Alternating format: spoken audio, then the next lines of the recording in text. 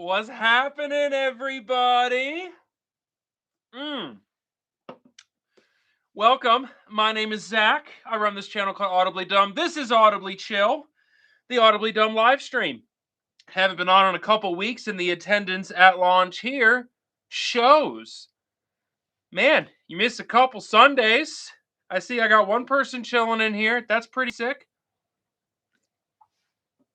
Yeah, oh, that person's gone now. I'm just by myself. Yo, what is good? Welcome to Audibly Chill.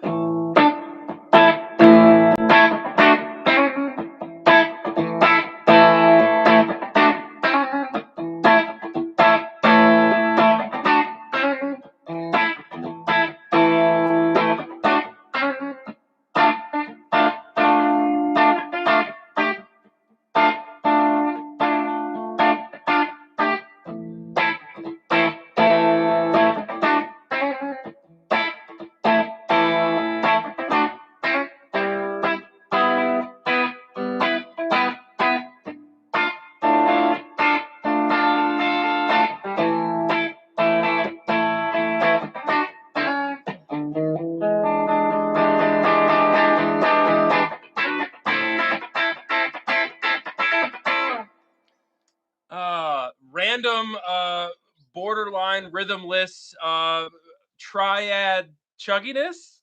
Fuck yeah. Welcome everybody. Thank you so much for coming. Thank God you're a bassist.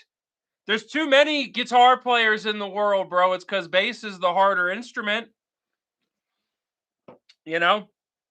But thank you guys so much for joining. I'm sorry I was not here the past several Sundays. I had NAMM, and then I got COVID, and then I got COVID again. It was a whole rigmarole of stuffs. But this is Keith. That's what I named this guy. This is the new guitar to the Audibly Dumb family. I paid $150 for Keith. If you guys saw the short that I did the other day, I did a little introduction. I got a full video coming out some point within the next week, doing a proper introduction to Keith. Keith is a parts caster. Let's see. You got an Ibanez Geo. I had an Ibanez Geo. They're pretty sick. Try playing one full song. Well, you're wrong. I can play many full songs. Not gonna, but I can. Oh, man. So, I'm going to be on for like probably 45 minutes to an hour today. How's everybody been doing? Mr. Patch File Man. He's in the live stream. So here's the deal. This dude Patch File, right? Patch File made a comment about 4 or 5 months ago, kind of talking shit. Now I consider Patch File a friend. Caffeine today, we got Death Before Decaf. Here's the deal. I need everybody to drink enough caffeine to just get the shakes. Do you know what I mean? I need the shakiness. Like, and if you're not doing it, I can tell. Believe it or not. I can tell if you're playing it safe and not caffeinating appropriately. So, things I've been working on the last couple weeks, guitar playing, guys. I'm trying to become a better guitar player. I know it's kind of sacrilegious to focus on theory or whatever. I'm not gonna lie. Intervals and triads, kind of a game changer, right? People say, you can't know theory and play with feel. I personally feel like I haven't really felt my guitar playing until I started learning these things. Does that make sense? Is that weird? I'm talking about feeling my own playing. But Skywig1313, what is up? Thank you so much for coming. You're amazing. But yeah, so when you're just playing scales or just kind of scooting around, it's weird. You're going through the motions. And you're just kind of playing variations of that stuff. When you start focusing on, okay, the distance between the notes, that would be intervals. what am I hearing in my head next? And then just going for that. That's a very different thing. It's a very different thing than I'm playing scales. Oh, I want to break out of that. Or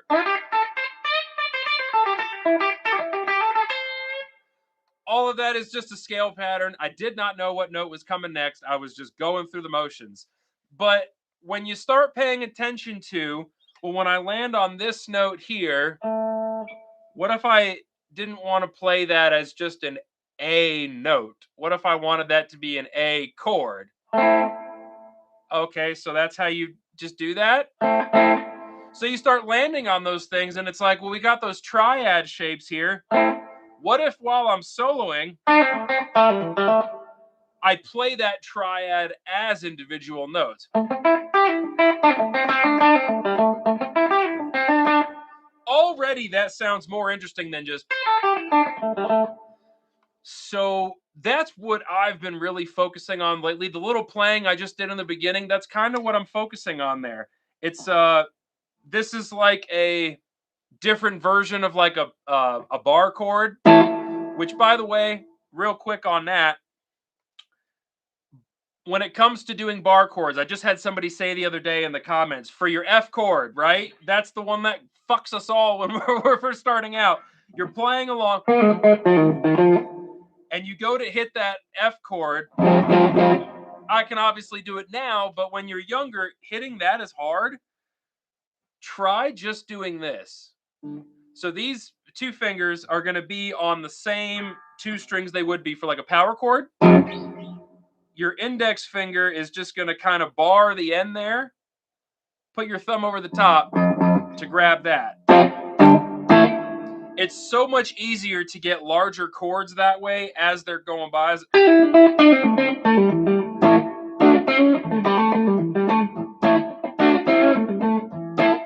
Try that if you haven't already. I think some blues guy I saw that from. I don't know. Probably Joe Bonamassa, whatever.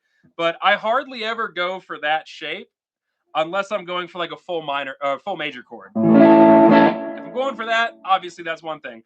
But if I'm just going for a chord as I'm passing by, I'll hit that. If it's in major, I'll hit this. That triad. If it goes to the 4, I'll hit this triad.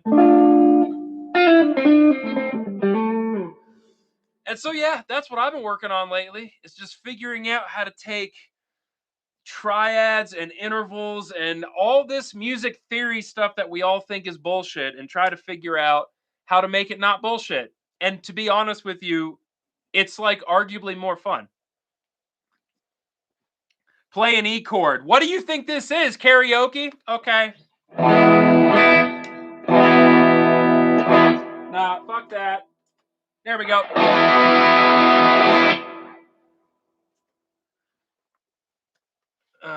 Tasteful slide. Oh my god, it's like wind up.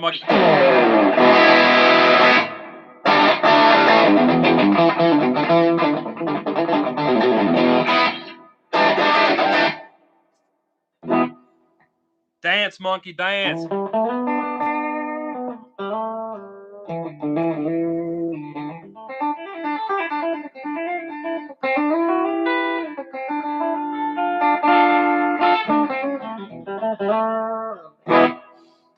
Oh man, any advice for a beginner? Yes, actually, as a matter of fact, as a very very beginner, if you don't own a guitar, pick a guitar that makes you want to play.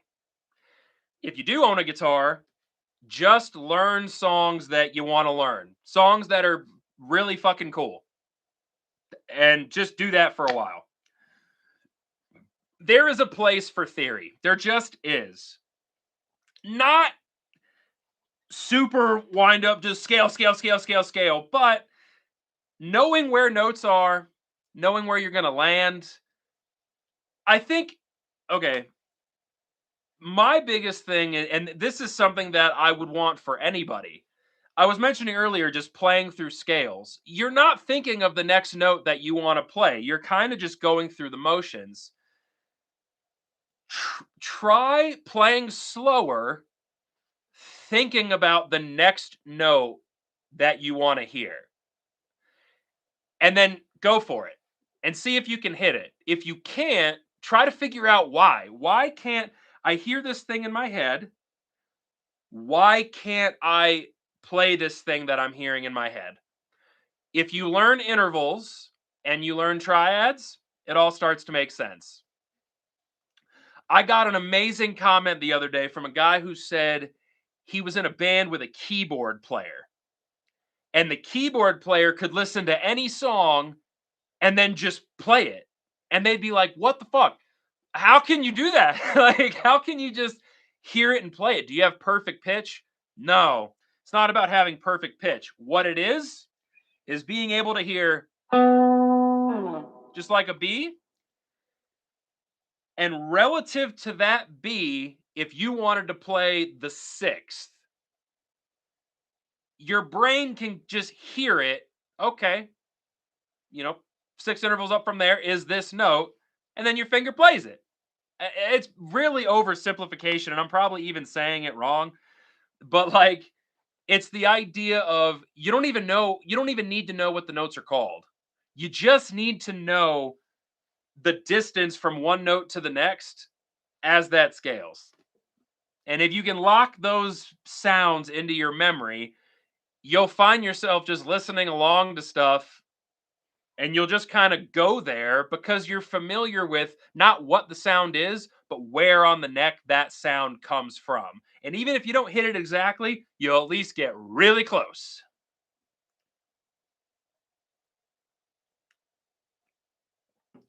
It is a Aiden the Baker. Welcome. Yes, Butterscotch Telly. This is my new guy.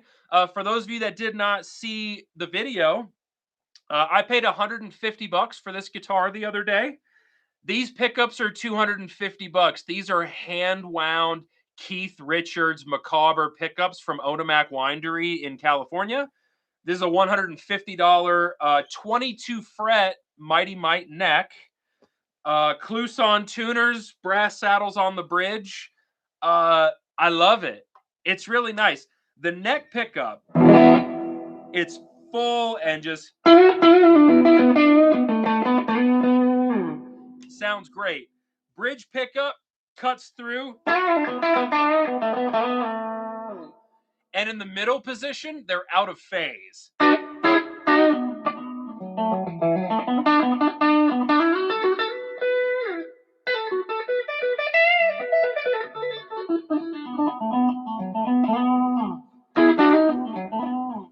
Squire body, I don't know. That is one thing. The body on this is a piece of shit. It's like a quarter of an inch thinner than Fender spec. I would imagine this came off some Squire affinity thing. It's a really cheap body, but you can tell that the dude that had this, like, he was trying to make it a player guitar. It's why I'm playing it today, dude. Like, dollar amount aside, the moment I picked it up and started playing it, it weighs just under 7 pounds, right? It's super comfy. The neck feels perfectly fine. Like, there's nothing wrong with it. I figured for $150, I'll give it a home. I'll love it. Plus, here's another thing. You're going to see some guitars flow in and out of this channel. I don't want them all to just be like expensive or, like over $1,000. I like the idea that you can pay $150 for a guitar, and if you just practice and love it and try to just like make it what it is, accept it for what it is and make the most out of it, I think you can get really dope guitars for not a lot of money. And I want to preach that, dude, because some people think like, oh, I can't get good sounds and I can't play well because I can't afford like a nice guitar. In this day and age, oh my God, it's wild the amount of options you have for guitars, fool.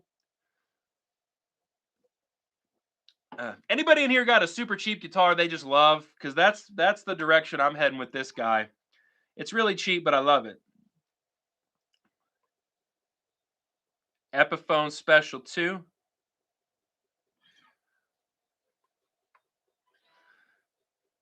getting a proper setup. Dude, guitar players hate spending money. They'll spend $400 on a new overdrive pedal, 80 bucks for a setup. Just fucking do it. Like, just spend the money, give away your guitar for a couple days to a professional, get it set up. Such a good piece of advice. That is the move.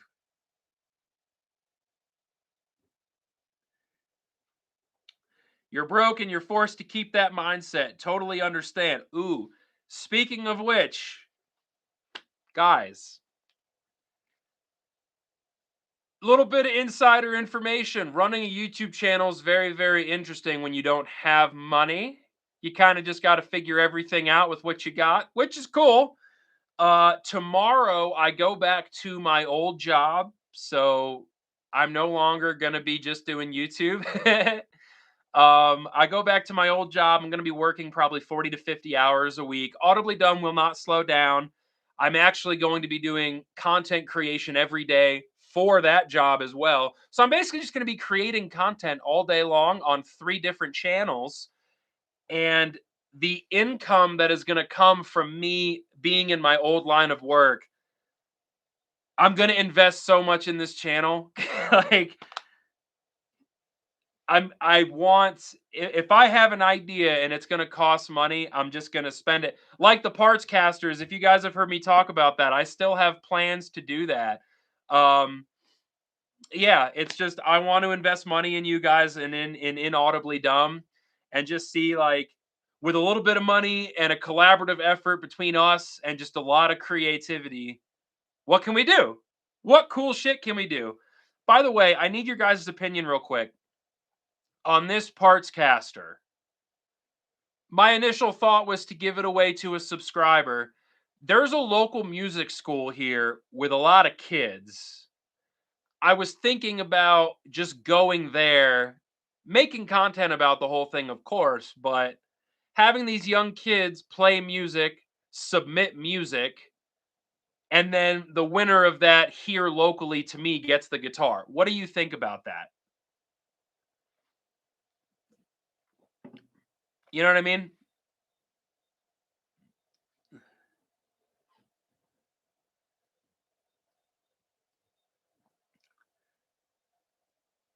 You know what?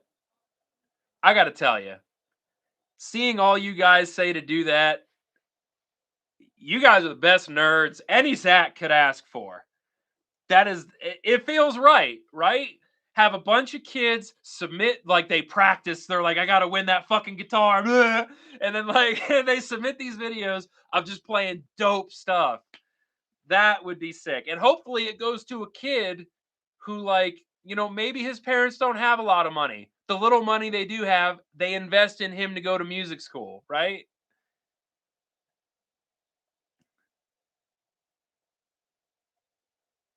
All right.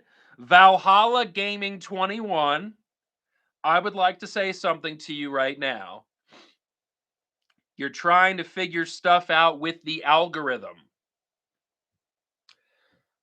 I have posted over 500 fully produced pieces of content to the internet over the last year and a half.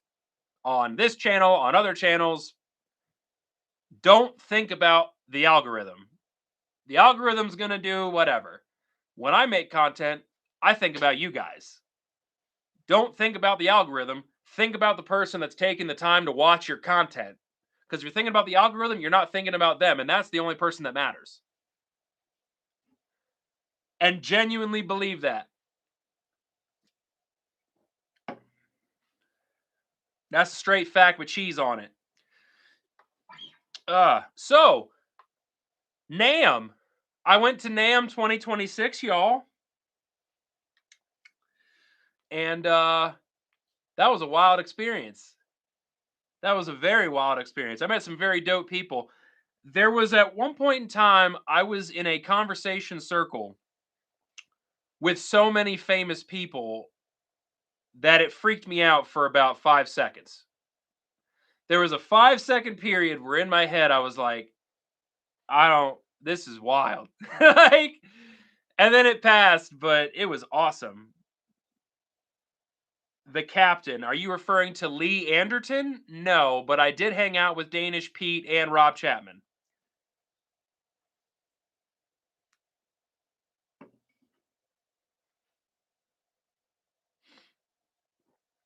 Um, that was actually part of the conversation circle that I was in. So it was me, my friend Aaron, and then Danish Pete and Rob Chapman. And then around the corner to join the group was Paul Davids. And when he walked up, it was like Paul Davids and Rick Beato, those are the two biggest fish in this game. Like in guitar music content, they're the biggest. So Paul Davids walks up, and that was like, well, holy crap, that's sick. This is the one that got me. From behind me, swoops up. I hear this guy go, "Hey, fellas, it's Mike Dawes." Mike Dawes is the greatest acoustic guitar player currently with a Pulse. I have seen him live before. That was like, oh man, that's crazy. And then for me personally, the icing on the cake was walking past at that point. Aaron Marshall from Intervals walked past at the same time. The Foss fam, welcome. Hello. Thank you so much for coming. Appreciate you for swinging on by. Cheers. But yeah, I did not get pictures with any of these people. I did not get any of it on film. And it's just because in that moment I thought, I just want to talk to these people. Maybe not even about music. What kind of beer do you like? Like, just, you know what I mean? I just wanted to have a conversation with them because, in my opinion, I genuinely believe this is true. Famous people or people that become really, really large, they're nothing more than proof that it's possible. That's it. You know, they act like normal people. It literally, they are normal human beings that got abnormally good at something. That's it. And then they just did that for a long time publicly. I think anybody can do it. Anybody here, like, I totally understand that, dude. I used to be 325 pounds. I was a big dude. But yeah, so that was cool. Um, let's see, at NAMM, I was walking through the hotel. Seymour Duncan walked past me. That was pretty sick. I got to meet Paul Reed Smith as he was walking past. Like, yeah, it was really interesting. I did get a lot of footage, and I am going to make content about that, but it's hard. It's like I'm having a hard time figuring it out, and you know, I'm probably going to upload the footage after everybody's already done talking about NAMM. I don't really care. I just hope you guys like it.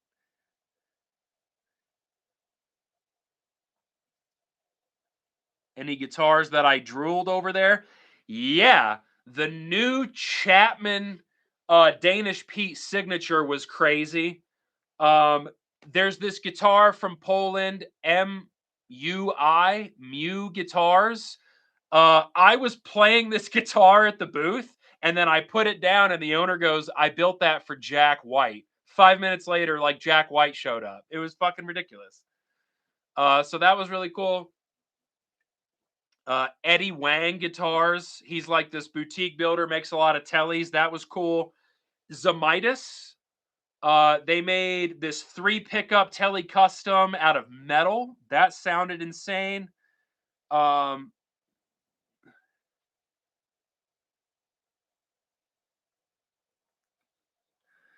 Glad you dig the content. Thank you so much. Rob Scallon is a fantastic content creator to get inspiration from. If anybody here is looking to brush up on any theory, if you haven't heard of the Donut Doctor, go watch the Donut Doctor. It was honestly, dude, NAMM is not what I thought it would be. It's a really bad place to check out gear. Also, up on the 3rd floor, they had the content creator section. So I went up there. I looked around that room and I was like, I gotta get the fuck out of here. No.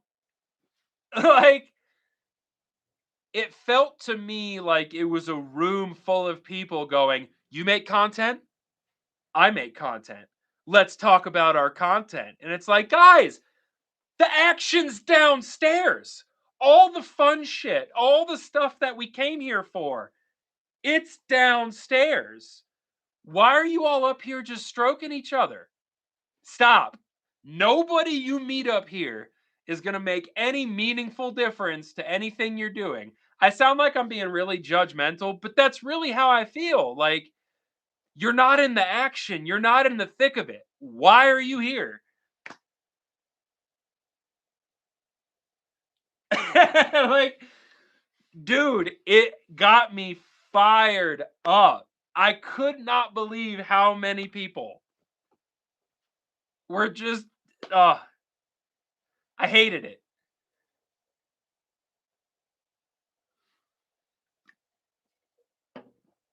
Facts, dude. Also, who here knows Alex Skolnick? Anybody?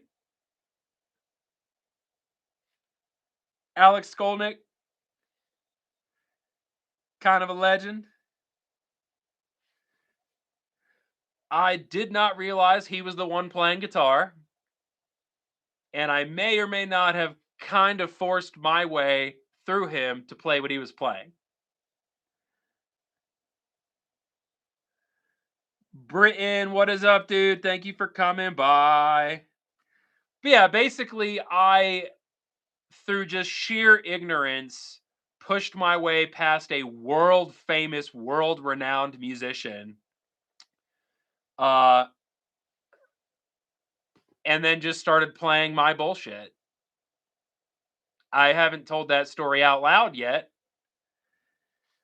Oh, stupid. Anyways, I got to go to a private event for Ernie Ball. It was a private event that Rabia Masad was putting on with Ernie Ball Music Man. And then towards the end of that event, the guitar player Jack Gardner went up on stage and they played a tune together. So that was pretty cool.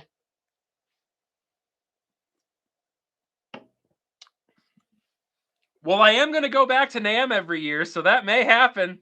You may just get a bunch of footage of me shoving motherfucker. Like, get out of my way, dude. You know what I mean? How funny would it be? You look right, Paul Reed Smith, look him directly in the face. Watch where you're going.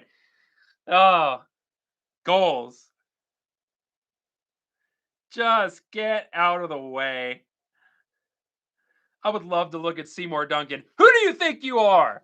You know what I mean? Ooh, you wound pickups and delivered them to Jimi Hendrix or whatever. Swear to God, guy makes a couple pickups, thinks he's Jesus. I love talking shit. I do. It's one of my favorite things. Not in a serious way, but just like hitting people in a way they don't normally get hit. Ugh! Everybody here is kissing your ass. Dush! Go get me a chicken sandwich. You know? I like that. I like that energy. Anybody else here like doing that? It's not to be it's not to be rude. It's just to shake it up. You know, we all live in this reality. Anything you can do to just throw a monkey wrench into someone else's life. Love it.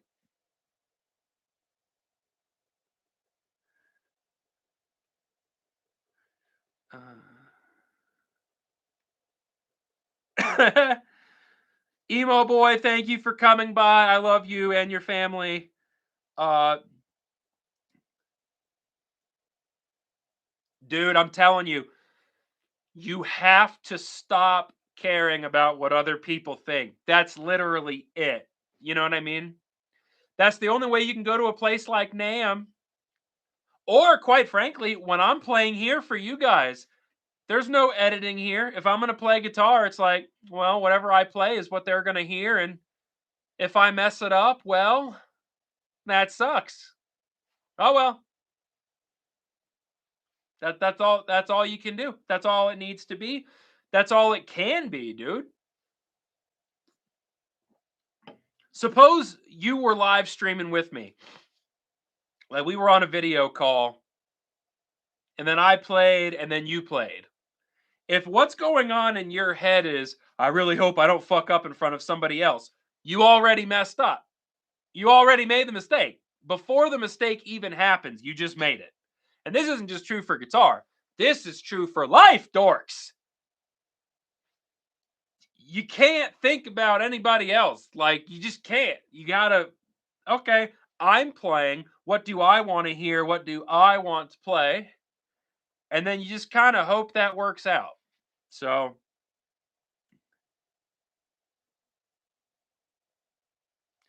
that's it. Honestly, so talent, the most talented people in the world comes second to those that work the hardest and don't give a shit. Every time. They just do their thing. That's exactly right. Guthrie Govan became Guthrie Govan by relentless practice, loving music, and not really caring what you think. Art has to be done for you, for them. You'll hear me say that a lot recently. Do things for yourself, for other people. If you do it for you, you get the best quality product. If that quality product is better, well, that's better for whoever is listening, right?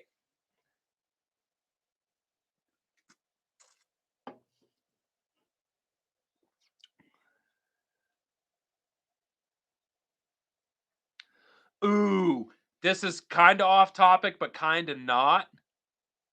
Do you know what really rocks my knockers?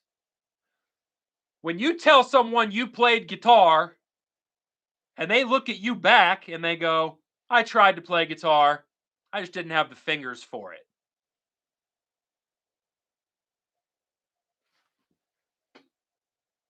What? You didn't have the fingers for it. Who here has guitar fingers? Anybody? Anybody?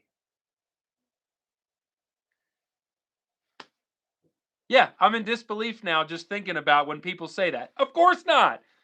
Like, do people think we just come out the womb just like this? Oh, thank God I got guitar fingers. Oh, I was not correct. Let's see here.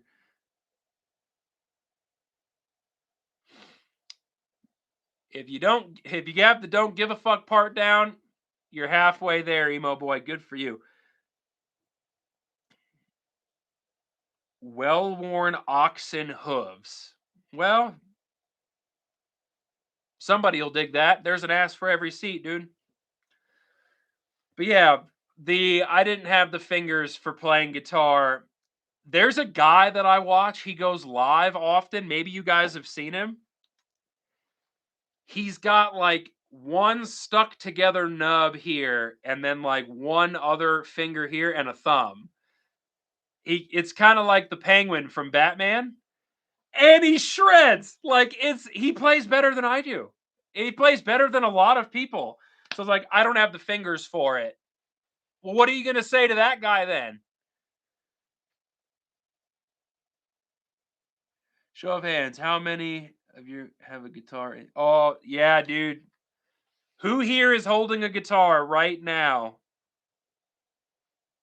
Patch File asked a good question.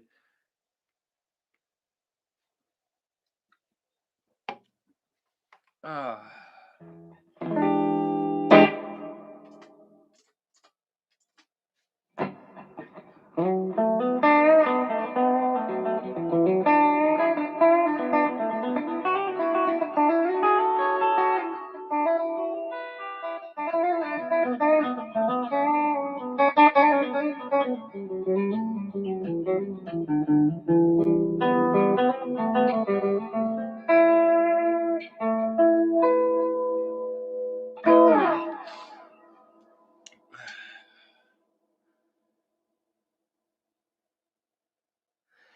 See, but that's the thing, emo boy. I think that takes the responsibility off the human. You have access to the internet. You have access to ChatGPT. Why is this guitar so hard to play? Nope. If you sit there and go, it feels really hard to play, I'm just going to give it away. Dude, human responsibility. Figure it out. We live in the age of information. It's almost kind of crazy to say, like, I don't know. What do you mean you don't know? You have the answer to every question in your pocket, homie. You don't know.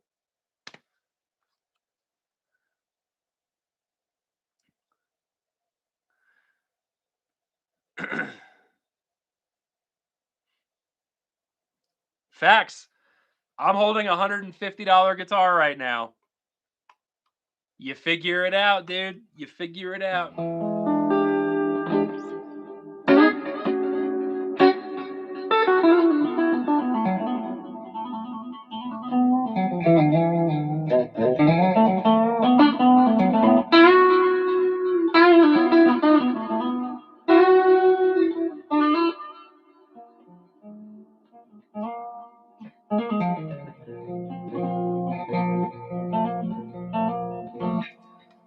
What was the last theory thing that I learned that blew my mind? I have an answer for this, and I'm actually in the middle of making a video about it. You guys want to see it? Like, it's very, very rudimentary and basic, but I was watching the Donut Doctor, and what he was talking about was he was talking about triads and chords in general. And the chord progression he gave was C, A, D, and G, right? And if you gave me that chord progression, just that chord progression, and you were like, play that, my whole life, what you would have gotten is like,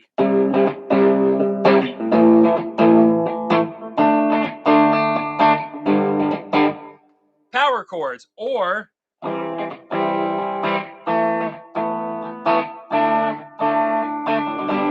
something like that. I have a string that is very badly out of tune right now. We're just going to glaze on past that. Well, what the Donut Doctor was talking about was it's like play that progression, but only do it in like a small spot. And the example he gave was that's a C. So from C to A,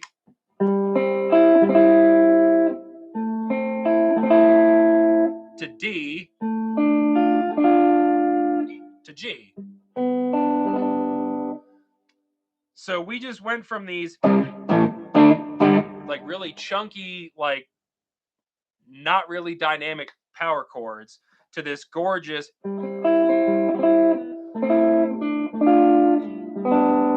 right? So I started playing around with that. I like to have fun when I'm learning theory. I like to get a cool sound, which generally involves a lot of reverb and delay. And I thought to myself, can you make something sound very, very interesting with only using those triads? Hang on, I'm tuning real quick. And I'll show you what I kind of came up with. And as you guys listen, try to pay attention to just the vibe. Let's see. Just going to get caught up on the comments here. You had a cheap first act. Didn't say, yeah, dude, first acts can actually be shockingly good, as can everything else. But yeah, we have unbelievable access to information. But check this out. This is a C, right? Kind of bright, kind of pretty. This is also a C.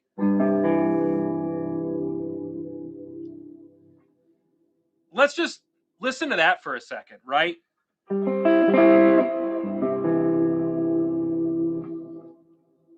It's a totally different vibe. It feels totally different to the ears. It's the same 3 notes. It's identical. It's just in a different octave, and they're in a different order. But it's the same thing. So instead of having this, and then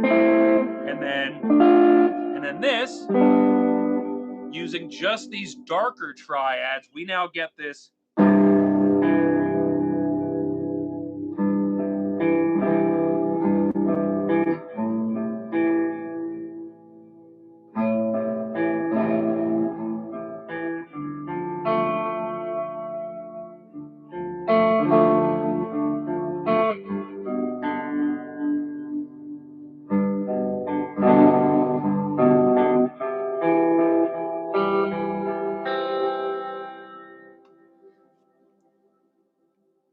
That feels so much richer and deeper than the chord progression he was showing in the video. But you keep going from there. So I ended on like your traditional like C cowboy chord. And you keep going.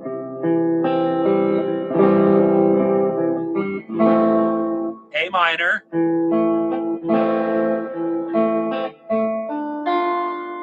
Get that D minor.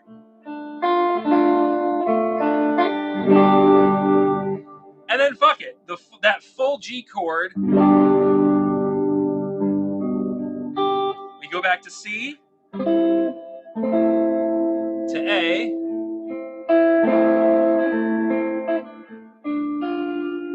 To D. And then he went down to here for that G. Well, from the D, there's also a G here. And from this G, where's that next C? Because we're going back around. Your home position C. A. D.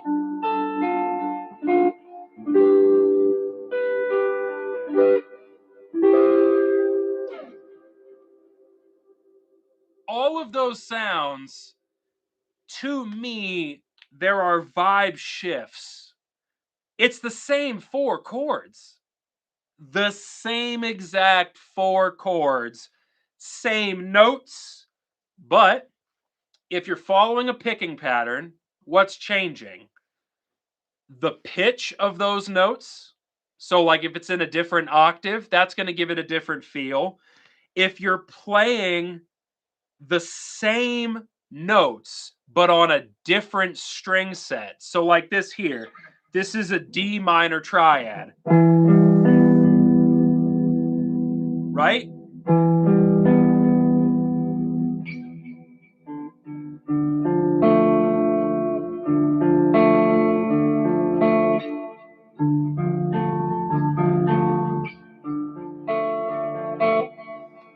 Those are the same notes in the same octave. It's the same chord.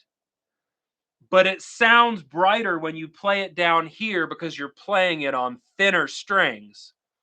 It does. Like it's from a vibe perspective, from a feeling perspective, that's what we're going for. It's not about just playing an A chord. It's the right A chord on the right string set with the right amount of tension. So again, what's changing? The thickness of the strings, depending on what part of the neck you're on. You can play a D triad in one place and then a D triad in another place. It's the same 3 notes, but the order of which you're playing those notes changes. So instead of 5-1-3, it's 3-1-5 if you're following a picking pattern, right? So the vibe shifts and the intention of your playing, which the vibe is what we should be going for. If you were looking at a piece of music and it said G, well, if the G you play is not wrong,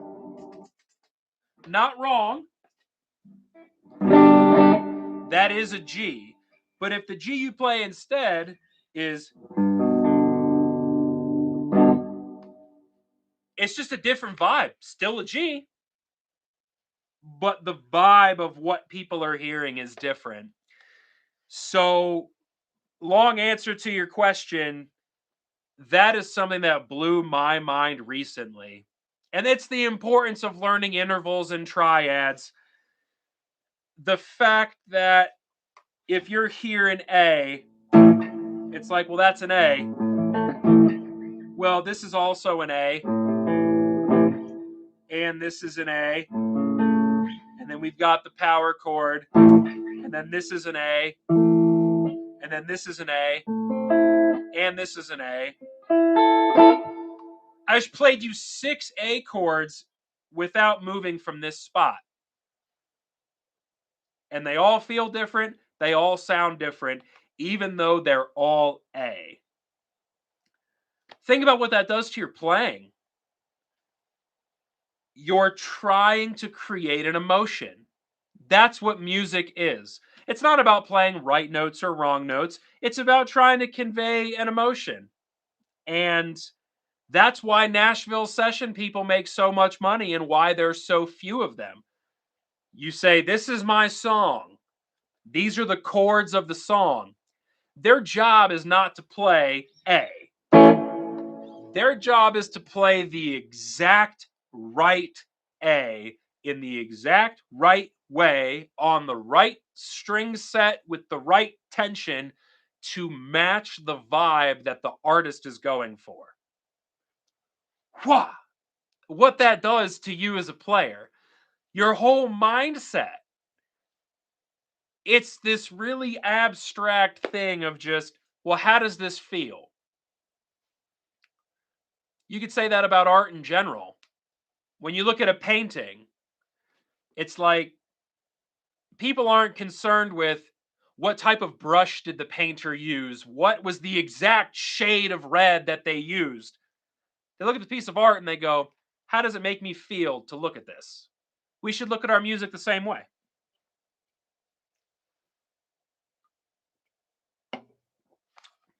That was a very long answer to that question. I hope that anybody here, if there's any young players or like, I hope that somebody here took something from that. Because it honestly, like, that's the unlock for music. It's why when you hear me talk about bands, it's not the band's job to make music that we like. It's our job to find a way to appreciate what they're doing.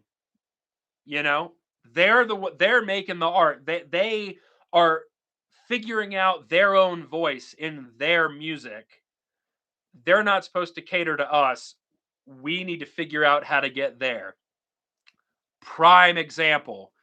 Uh Currently getting involved in the jam band scene pretty heavy. Fish, Goose, Grateful Dead, Government Mule, Allman Brothers. Been listening to a lot of that lately. Like, what those people do, it's the hardest form of music. In the moment, they're saying, how does this feel?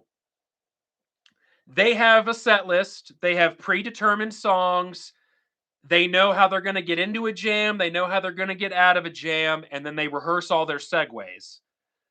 But what are they doing in the jam sections? They're listening to other people, they're getting a vibe for how the band feels, and then they're figuring out how can we make this feel better? You are welcome, Emo Boy. Thank you so much. Yeah, music theory is not stupid. The people that say music theory is stupid, like, it's just not. When people talk, okay, so let's look at stand up comedians. I love stand up comedy. I wanted to be a stand up comic for a long time. And the reason why, words, the way words can interact with each other and with other people and how you can augment them, it's amazing. What comics do is they get very, very familiar with their language. They learn everything about it, and then they purposely break the rules to exploit it.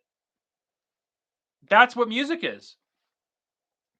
You have to learn the rules before you can break them. And yes, there's going to be people that are like, well, Jimi Hendrix didn't, and Stevie Ray Vaughan, and look at the great. First of all, that ain't you. You're not you're not a guitar god. I'm sorry to express that to you, but you're just not that. So A, isolated incident examples, but B, they also played live constantly, thousands and thousands of times. You'll learn a thing or two from being under pressure that many times. It's weird to hear a bedroom guitarist say, well, those guys didn't learn theory. No, they put themselves on stage a million times before they died. It's a different thing. Thank you guys so much for just letting me like rant and stuff. I got a lot of pent up emotions. I think about this shit on the daily. I can't sleep at night. Ah.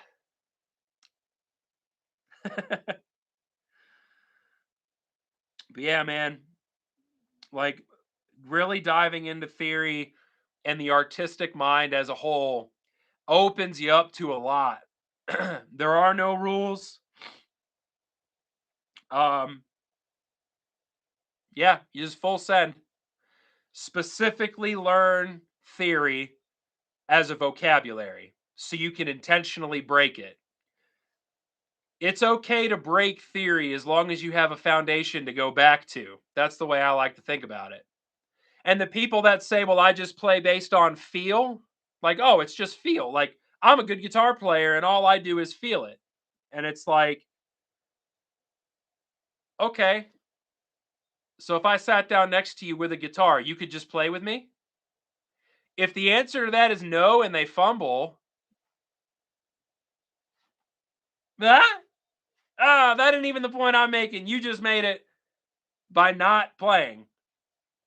But I thought you played on feel, bro. I thought feel is all you needed. No, you don't know how to play rhythm. You don't know where your chords are. If I say we're going to do a 1-4-5 in the key of B, maybe you know how to do this. That's it? Okay. That's not playing by feel. That's just playing power chords and pentatonic scales. So, yes, you are using theory, just an incredibly basic version of it. Get outside the box.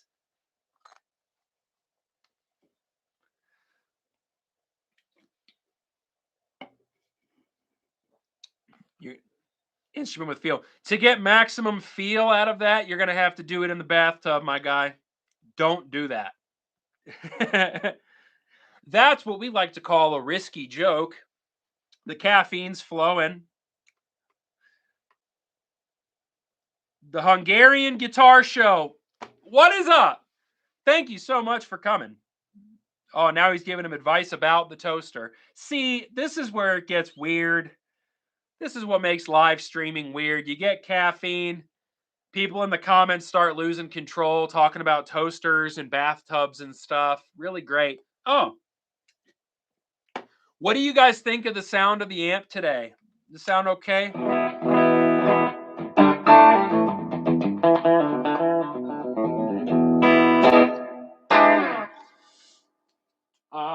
I'm using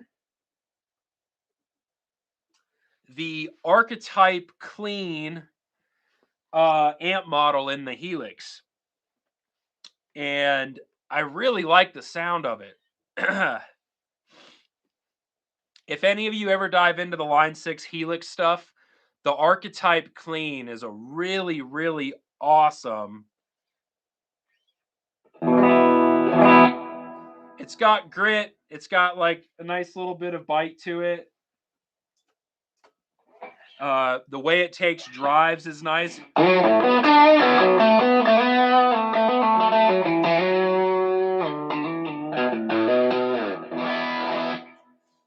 It's like really, really cool amp model.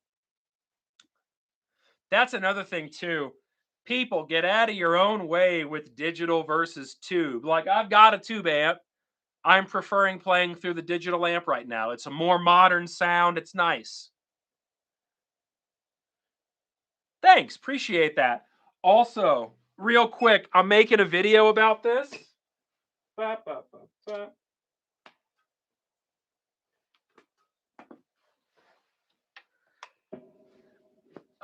The JHS 3 Series Reverb. It's a $99 pedal, brand new.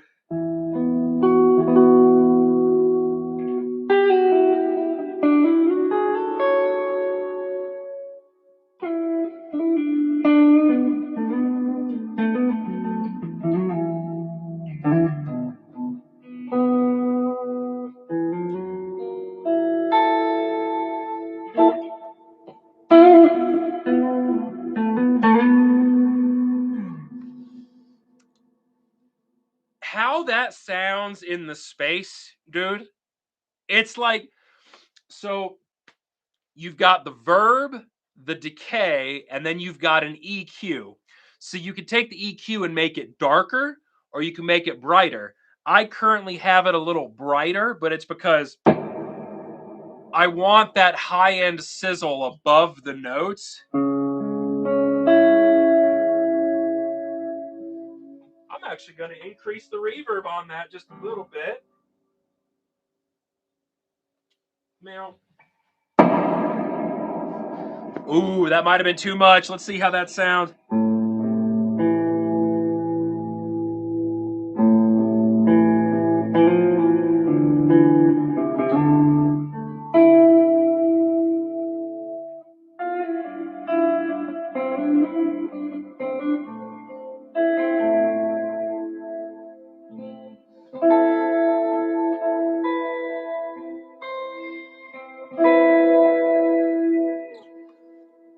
I mean, for a $99 pedal, I saw this pedal pre-owned the other day for $45.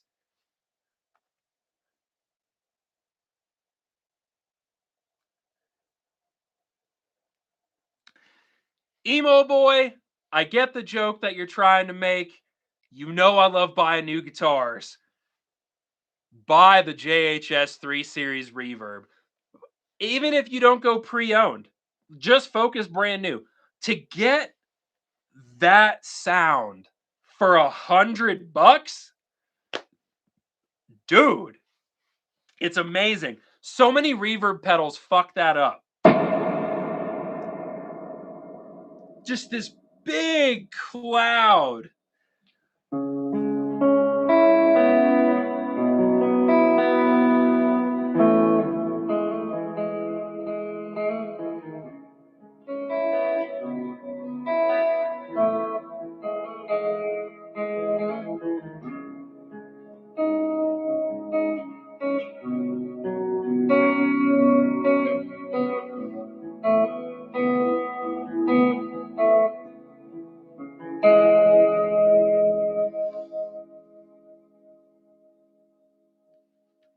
It's still going.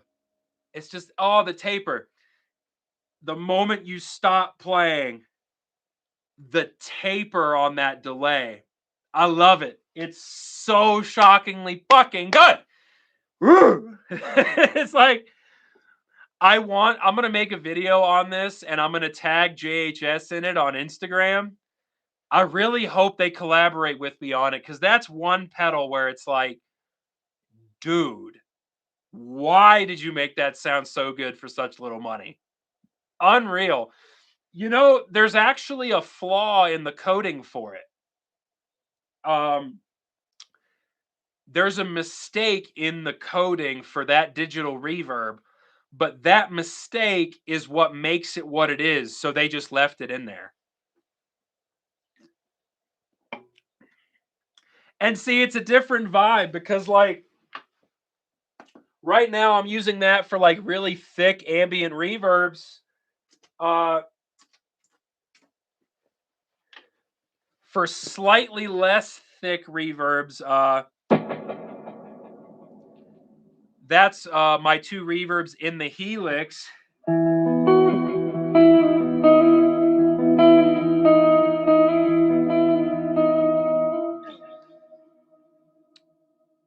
Still carrying on, it's not that it's not as good as the JHS, but if I want that angelic thing, that's the pedal that you just need. It's so good. Let's see. Is this what being high feels like? Uh, Depends on what you're on. See, I like to be both at the same time. Just a constant state of all of that.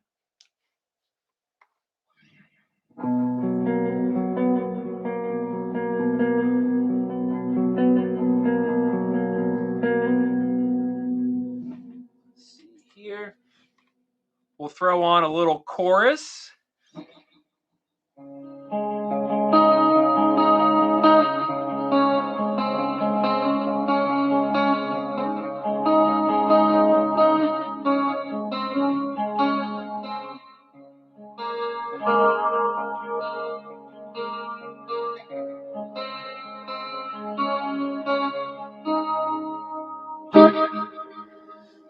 That sounded very cool. That is chorus, hall reverb, two different cascading delays, and then these two pickups out of phase with each other. I think that's a dope sound.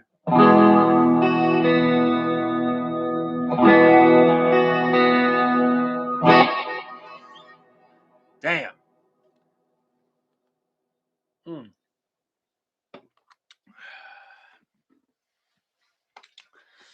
Sorry that the content's been a little lackluster the last couple weeks.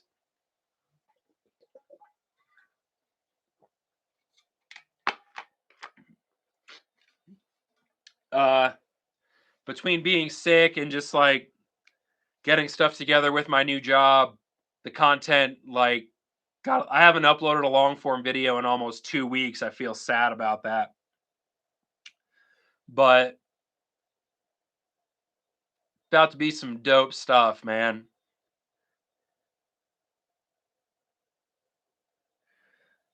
Hysteria, Def Leppard. I'm not a huge Def Leppard fan, but yeah, it's an okay song.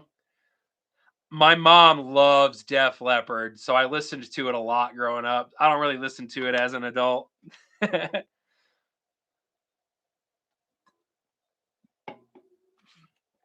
but yeah, so uh, I've been on for a little over an hour. I'm going to call it for the day. Ladies and gentle nerds, stuff to look forward to in the next few weeks. I've got a video about this coming out. I've got 4 or 5 different pedal videos that are going to be coming out pretty soon.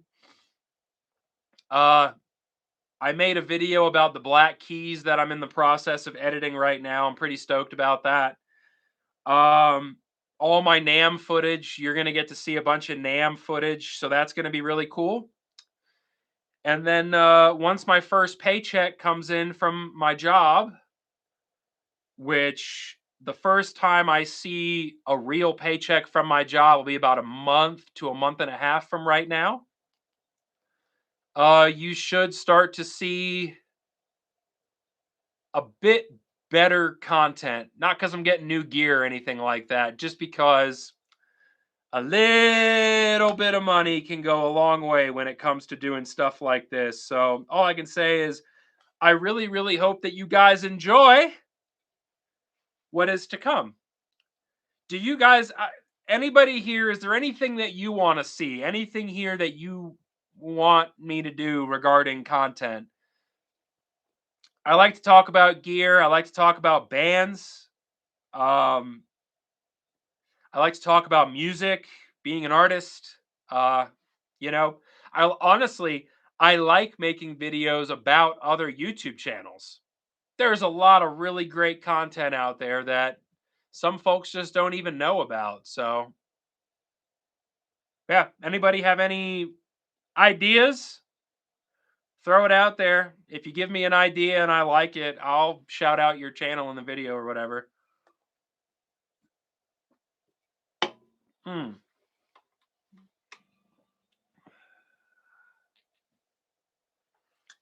Yeah, I've got a video right now that I'm writing about jam bands actually. So, for a long time, concerts were only 30 minutes long.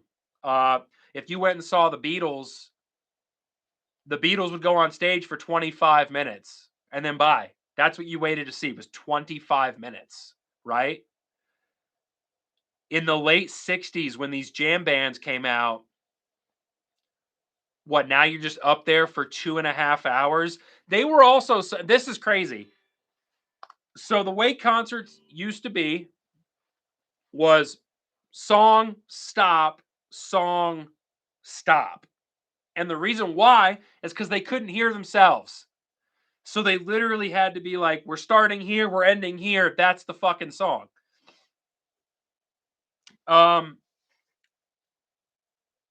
but the jam bands were the first people to be like, let's play loud enough to where we can hear each other. And then let's write segues in between the songs so they just flow one into the next, one into the next. That's the biggest thing that has got me about jam bands. You get the Allman Brothers, Cream. Cream was considered a jam band in a live setting. And then Grateful Dead. They were the first people to really let's give these people an experience. Peaks and valleys and high parts and low parts, and let's rehearse the moments in between the songs. And then when it came time to jam, they had predetermined sections of where the jam was going to start. We're going to start jamming here. No idea how long it's going to go. But when we all turn around and look at each other, that is what begins the sequence of getting out of the jam. And those were rehearsed. So it's like they rehearse the songs, the solos aren't rehearsed. We're going to rehearse the moments in between the songs so the whole show flows, right? And then we're going to jam here. We're going to get into it like this. This is the jam. Who the fuck knows what's going to happen? When we're all feeling the jam is done, let's rehearse how to find our way into this mode. And once we're all there, we're going to begin the rehearsed sequence to get out of the jam back into the song. Dude, in 1969, fuck. Can, like, that's crazy. That is some wild stuff. And then by the time you run up to the 90s, if you guys have been to the live stream before, you'll know I love the Dave Matthews Band. Love it. Right? I love those guys. The jam band scene, the resurgence in the 90s, uh, you know, Fish and realistically Dave Matthews Band, those were the ones that really pioneered it in the 90s. It was so much more complicated, right? It was so much harder than what the jam bands were doing in the 60s and 70s. Now it's like, okay, so we got a predetermined plan for a jam, but we have the physical dexterity and the know-how to play like prog music. We're gonna jam prog. Like, what? Okay.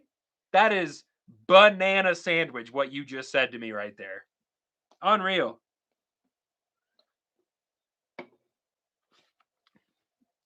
Dude, people make fun of Dave Matthews, and I've talked about this before. I get why.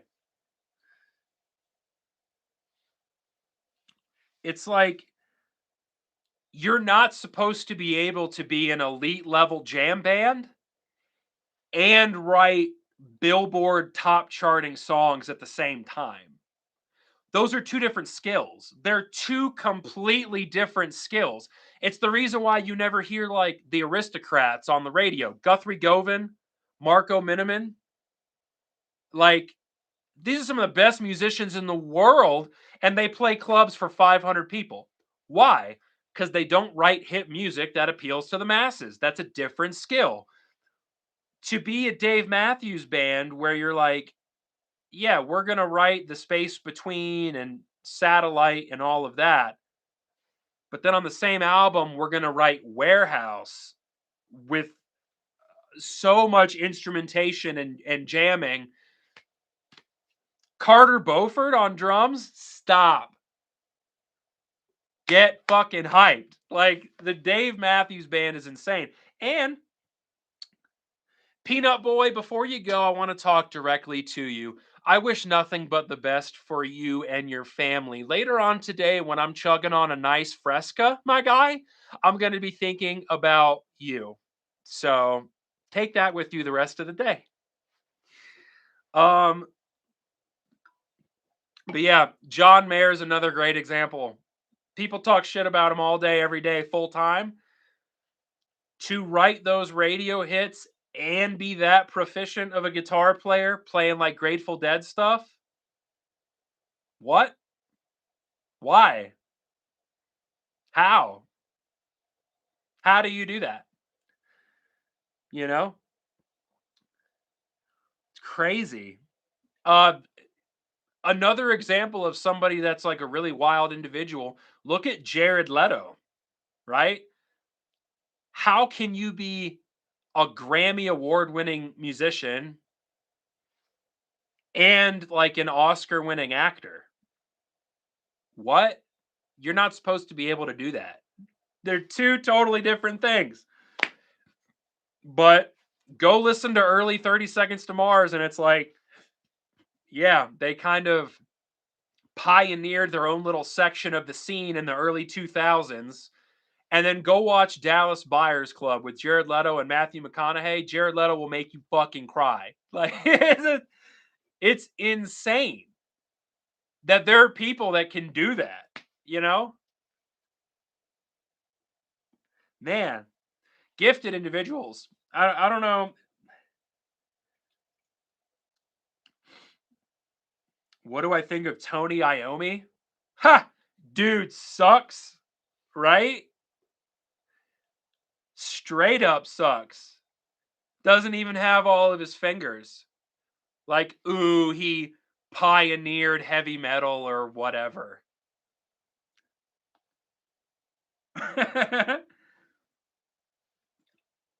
I'm totally kidding.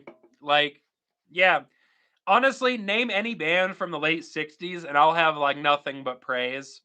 In the rock scene, the British invasion of the late 60s, I feel, is one of the most transformative times in music history.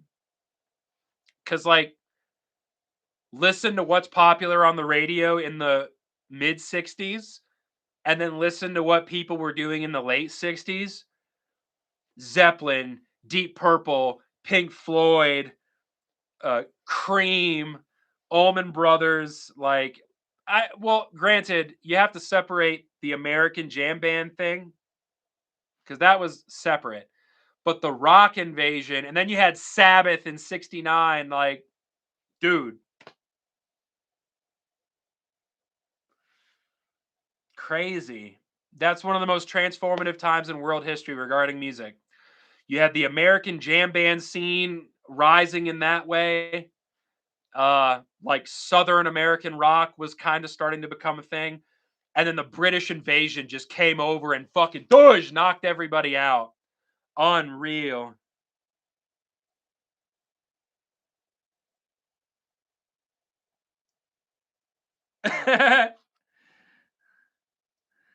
Yeah, I got to keep you on your toes, right? No, it's amazing. I bet Tony Iommi's fake fingertips smell like shit. Are you kidding me? After a show, dude? Ah,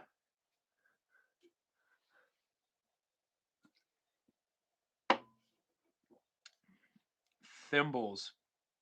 But yeah, so here's the deal. Some sicko would want them. Hey, I'm that guy. I'll be that guy. What's up, brother? Uh, yeah, exactly, right? You somehow get backstage, Tony Iommi is there, and it's like, what do your fingertips taste like? I'm asking for a friend. You know what I mean? Like, what does that even?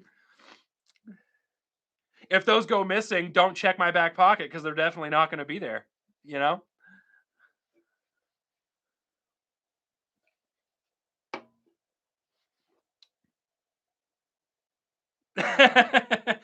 Imagine you walk up to Tony Iommi after a show. He takes the fake fingers off. He sets them down. You walk right up to him, stare him directly in the eyes. Do not break contact. You grab him off the table to the house. Dudge. What are you going to do? What are you going to do? Homie can't do shit. And then a couple days later, guess what you now have? Tony Iommi's fingertips. Let's go. If anybody in here does that, I expect you to mail me one of them. I want one of them. Clean them thoroughly, damn it. That was my idea.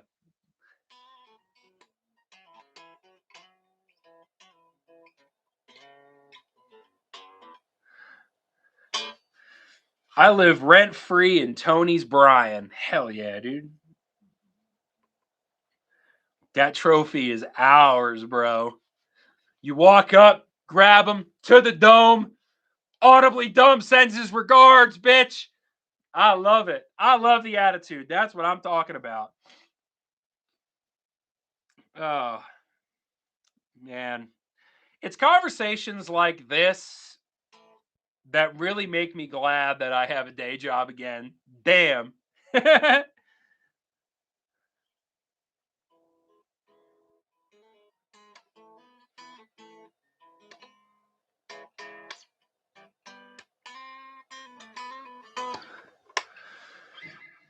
I've really enjoyed our time together, people. I forgot that's the tone that I had loaded in there. Shut up, dude.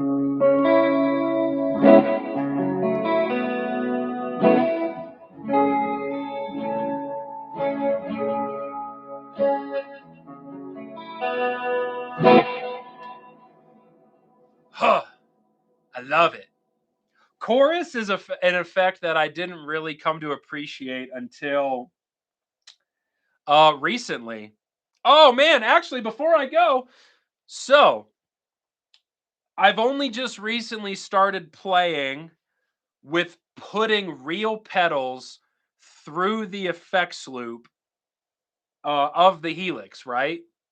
Because the idea is you either go digital or you go analog. Well, right now I'm doing both. So check this out. Ba, ba, ba, da, ba. We're gonna shut all this off. If you didn't see the video I did on the MXR bass envelope filter,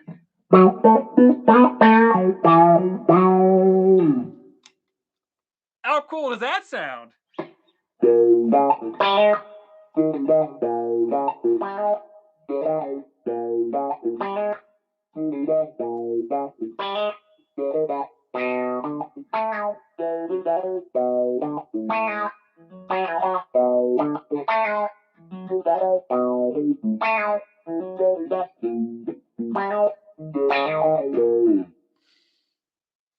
Like that sound that's the jam band sound, dude. That's what all jam bands go for. Well,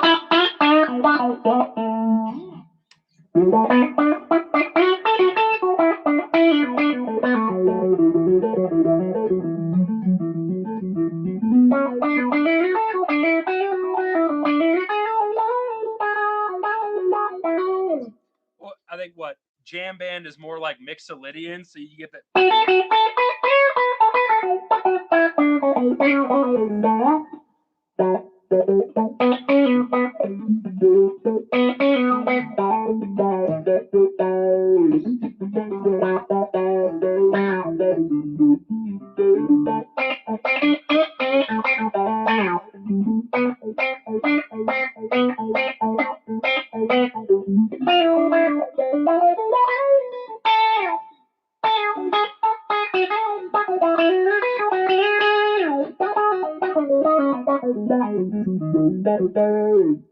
That sound is just, somebody described it as goopy the other day. It's exactly what it is. But dude, that sound is sick. And then fuzz pedals.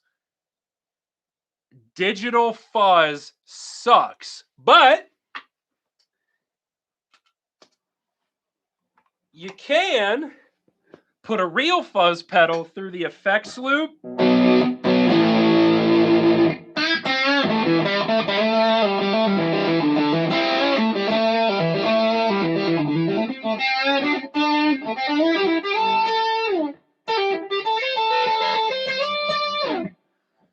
Sounds great. It's lowering. We're going to turn that up a little bit.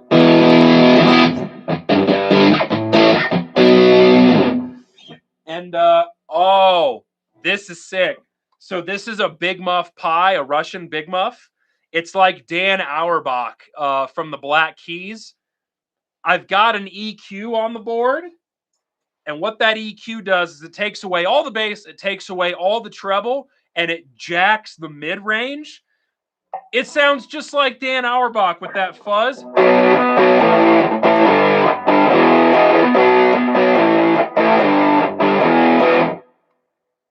That's the Black Keys thing.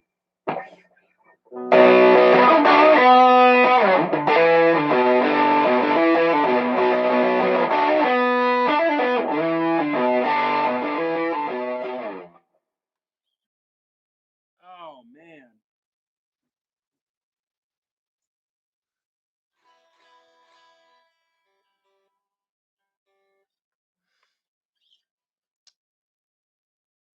Yeah, that is the one thing I will say about this guitar.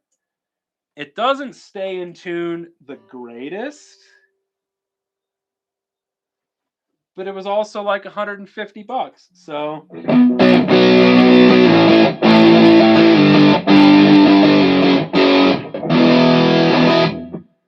that sounds sick.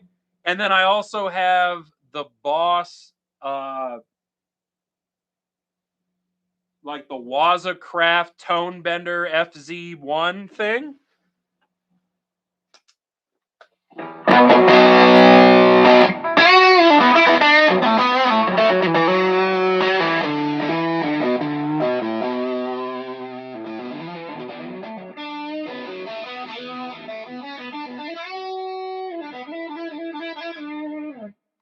That sounds delish.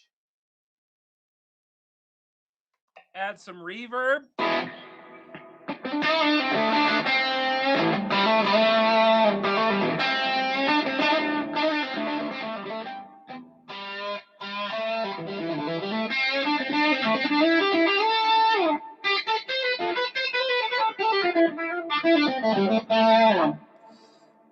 When I was talking earlier about fucking up, you just heard a lot of it right there. But here's the deal. Those are free. Fuck ups are free. Yeah. Oh, another thing digital sucks at is octave. Fuzz and octave. So I got one of those too.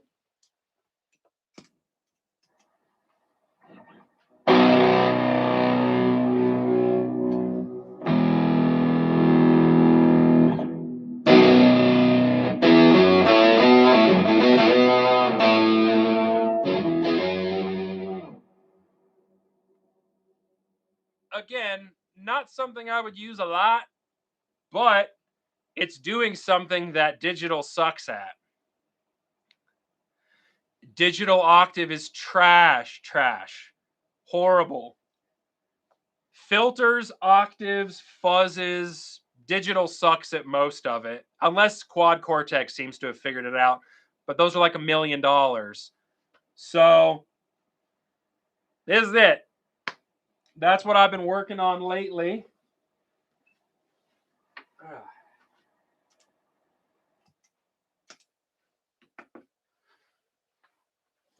I've got my Helix.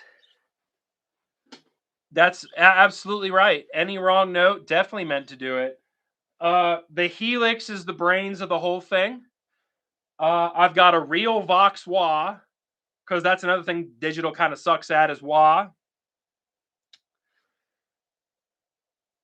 Into the helix, and then what the helix is doing is my digital amp and all my presets, my tube amp and all my presets for that.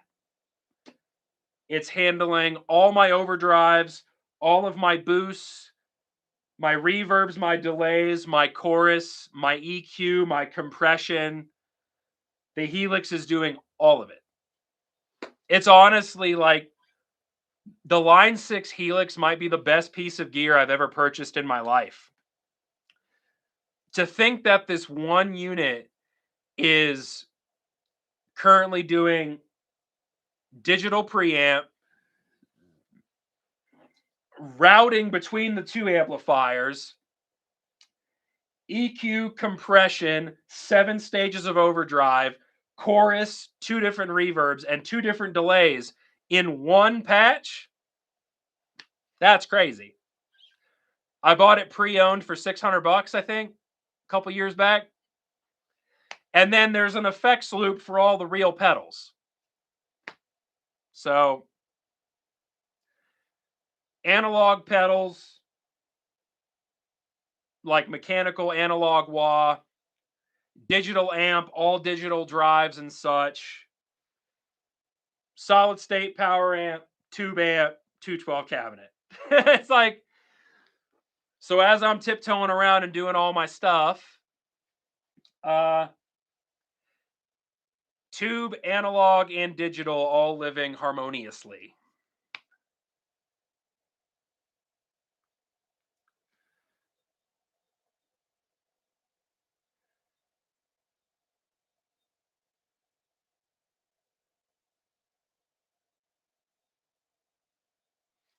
I mean, what you just described right there, that's the jam band thing, bro.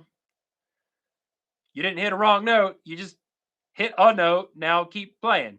Victor Wooten says a lot about that. You know, music is a language.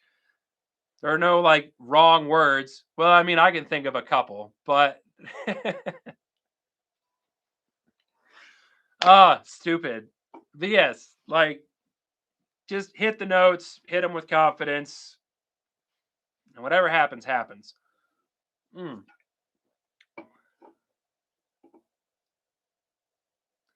Oh yeah, there's a video of Victor literally going just like.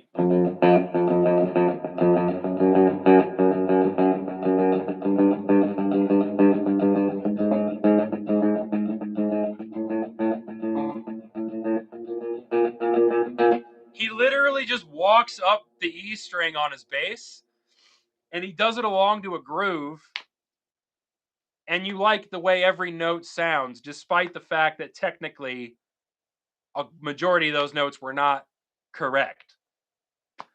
I don't know. That guy's crazy. Well, listen, cats, I'm gonna head off. Thank you so much for hanging out with me. Um, I am going to go do chores and film content and get ready for my first day of work tomorrow. I will see you cats next Sunday. You're going to get probably 4 or 5 shorts this week, and then 2 or 3 long form videos as well. So, a lot of content, and I'm back to live streaming every Sunday at between 10 and 11. So, and by the way, thank you so much for spending so much time with me. Um, I'm glad that you guys enjoy doing this because I really enjoy doing it too. I love being here. I love talking with you guys. You are the best nerds in the world, and thank you for helping me make Audibly Dumb what it is. I genuinely appreciate you guys more than anything. So thank you so much. Uh, yeah, it's mountain time. I live in Colorado, so is that Mountain Standard Time? I don't even know. But yeah, between 10 and 11 a.m. Colorado time every Sunday is when I plan on being here. Anybody in this chat in Colorado? Real quick.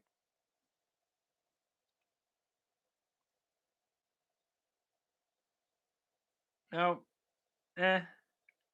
Oh. I'm trying to organize a friend group in Denver for people to go to shows with.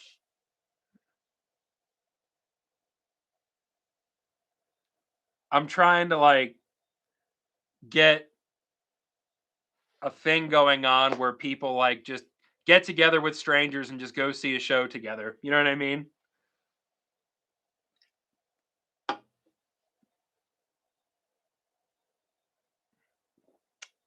But thank you guys for spending time with me. I'm going to send you off.